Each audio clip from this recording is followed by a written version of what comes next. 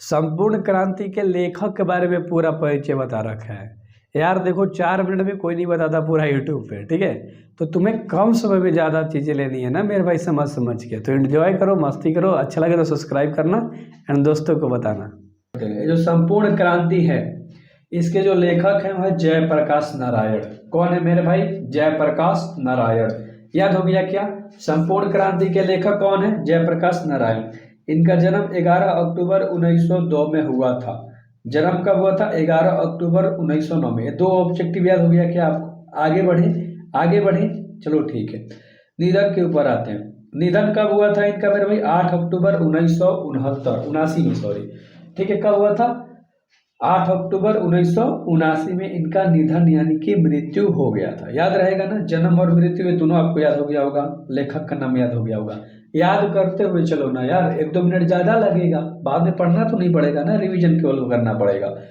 अब जन्म स्थान की बात करते हैं, ठीक है। तो सितारा दियारा गांव में हुआ था। सितारा दियारा गांव एक था, सितारा दियारा गांव, वहां पर इनका जन्म हुआ था। ये गांव कहाँ पड़ता है? उत्तर प्रदेश के बलिया और बिहार के सारण जिले में फैला हुआ है। दोनों तरफ है जो गांव है फैला हुआ है, उत्तर प्रदेश के बलिया और बिहार के सारण जिला में। याद रहेगा, बलिया जिला और सारण जिला में, ठीक है। बहुत बढ़िया, अच्छे तरीके से याद हो गया। आगे बढ़िए, ठीक है। पुकार के नाम के बात करते हैं कि इनको क्या कहकर पुकारा जाता था, जैसे आपको भी कुछ कह के पुकारा जाता होगा। तो बचपन में इनको बाउल कहा जाता था, बड़ा होने पर जेपी नाम से ये प्रसिद्ध हो गए थे। समझ में आ गया ना? बचपन में क्या इनका नाम था? बाउल। ध्यान से सुनोगे याद हो जाएगा। बचपन में बाउल नाम था, बड़ा होने पर जेपी। किनका? जयप्रकाश नारायण की बात कर रहे हैं हम लोग, ठीक है। अपनी जन पक्षधरता के लिए लोकनायक के रूप में प्रसिद्ध हो गए थे। ये लोकनायक के रूप में प्रसिद्ध हो गए थे। लोकनायक क्या होता है? लोगों की मदद करने वाला, लोगों का हीरो, लोगों का मसीहा, ठीक है। तो उसको बोलते हैं लोकनायक। तो ये जनपक्षता के आधार पर लोकनायक बन गए थे, ठीक ना, उसके रूप में प्रसिद्ध हुए थे। तो इतना अच्छे से याद हो गया कि बचपन में बाबू नाम था, जब बड़े हुए थे जेपी, फिर लोकनायक के नाम से प्रसिद्ध हो गए थे, ठीक है। और इनका जन्म 11 अक्टूबर 1902 में हुआ था। निधन 8 अक्टूबर 1979 में हुआ था। सितरा दिया गाँव कहलाते थे। उत्तर प्रदेश के बलिया और सारण जिले में इनका गांव फैला हुआ था। बहुत बढ़िया। देखो यार, याद करते हुए चलोगे ना तो पढ़ाई में लोड नहीं पड़ेगा, जोड़ नहीं पड़ेगा, आसानी से सभी चीज़ें समझ में आएंगी। माता और पिता की बात करते हैं तो फूल रानी है ना, फूल रानी इनके माता का नाम था, है ना, रानी, फूल रानी, एंड पिता का नाम था हर्षुदयाल, ठीक है। तो मम्मी का नाम फूल रानी और पिताजी का नाम हर्षुदयाल। पत्नी प्रभावती देवी थी, प्रसिद्ध गांधीवादी थी, ब्रज किशोर प्रसाद की ये बेटी थी। किनकी बेटी थी? ब्रज किशोर प्रसाद की बेटी थी। कौन? प्रभावती देवी। ये कौन थी? पत्नी थी। किसकी? जयप्रकाश नारायण की। जयप्रकाश नारायण की पत्नी कौन थी? प्रभावती देवी, ठीक है। शिक्षा की बात करते हैं हम लोग, ठीक ना मेरे भाई। शिक्षा के बारे में बात करेंगे, डिटेल में समझना शिक्षा, ठीक है, पढ़ाई लिखाई के बारे में। आरंभिक शिक्षा घर पर ही की थी, घर पर, ठीक है। फिर पटना कॉलेजिएट में चले गए थे, पटना में दाखिला लिया, ठीक है। वहीं बिहार में हिंदी की वर्तमान स्थिति में विषय पर लेख के लिए सर्वोच्च पुरस्कार इन्होंने प्राप्त किया। हिंदी के लेखन में सर्वोच्च पुरस्कार प्राप्त किया। इसके बाद पटना कॉलेज चले गए, फिर पटना में प्रवेश किया, यानी कि पटना कॉलेज में ही चले गए, ठीक है। आगे देखो, असहयोग आंदोलन के दौरान शिक्षा अधूरी छोड़ दी। कब? 1992 में, ठीक है। शिक्षा प्राप्त करने के लिए अमेरिका गए, उसके बाद फिर शिक्षा प्राप्त करने के लिए कहाँ गए? अमेरिका गए। वह कैलिफोर्निया, वर्कले, वाशिंगटन, मेडिसिन आदि कॉड विश्वविद्यालयों में से अध्ययन किया, वहां पर जाके अमेरिका में, ठीक है। मार्क्सवाद और समाजवाद की शिक्षा, है ना, वहीं से ग्रहण करी, वहीं से, ठीक है मेरे भाई, वहीं से ग्रहण करी।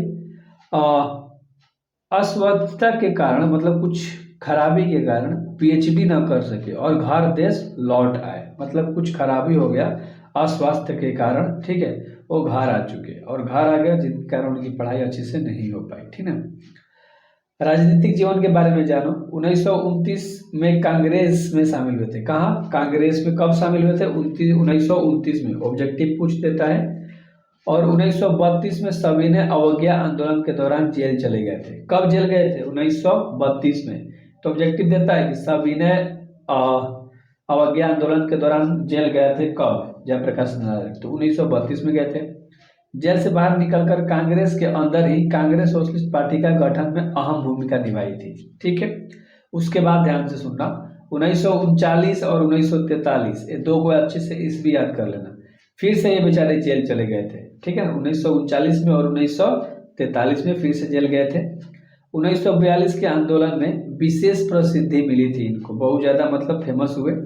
आज़ादी के बाद 1952 में प्रजा सोशलिस्ट पार्टी के गठन के योगदान में रहे। धीरे धीरे सक्रिय राजनीति में स्वयं को अलग कर लिया था। फिर 1954 में विनोबा भावे के सर्वोदय आंदोलन से जुड़े। 1974 में आगे 1954 में तो जुड़े थे किससे, 1954 में विनोबा भावे आंदोलन से जुड़े थे, लेकिन 1974 में ध्यान से देखना मेरे भाई, मजा आ जाएगा आपको आज, और छात्र आंदोलन का नेतृत्व किया था, ठीक है। और आपातकाल के दौरान फिर जेल चल गए थे। सोचो कितने बार जेल गए थे मेरे भाई, ठीक है। तो आप लोग डरते हो जेल का नाम सुन के, सोचो यार कैसे इंसान थे, फिर भी प्रसिद्ध हो गए, फेमस हुए। तो कोई भी काम मैटर नहीं करता, आपका क्या काम है, मतलब आपका कांड कैसा, अच्छा काम के लिए जेल जाते थे, ठीक है, इसीलिए पर फेमस थे। इनके मार्गदर्शन में ही जनता पार्टी का गठन हुआ था, यानी कि इनके देख रेख में ही जनता पार्टी बना था मेरे भाई, ठीक है। अच्छे से समझ में आ गया सारी चीजें। कृतिया की बात करते हैं, और रिकंस्ट्रक्शन ऑफ इंडिया पॉलिटी, कुछ कविताएं भी लिखी थी। रिकंस्ट्रक्शन ऑफ इंडिया पॉलिटी कृतियां थी, यानी कि इन्होंने लिखा था इस चीज को, ठीक है, अच्छे से याद हो गया। कुछ कविताएं भी लिखी थी, डायरी लिखा था, निबंध लिखा था, ये सारे इनके प्रकाशित भी हुए थे, यानी लिख के छपे भी थे और बाहर भी आए थे, लोगों ने इनको जाना भी था, पढ़ा भी था।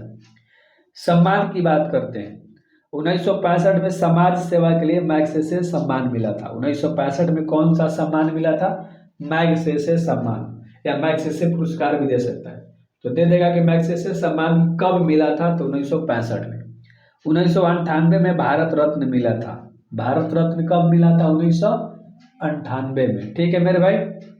आगे देखो, संपूर्ण क्रांति पाठ है, 5 जून 1974 में पटना गांधी मैदान में दिया गया था, ठीक ना।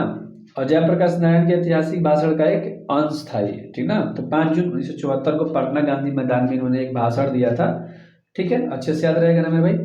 एक और छोटा सा पॉइंट है, देख लो, उसके बाद खत्म हो गया। आगे की वीडियोस में चीजें आएंगी, क्या सारांश, ठीक है, तो सब्सक्राइब करना।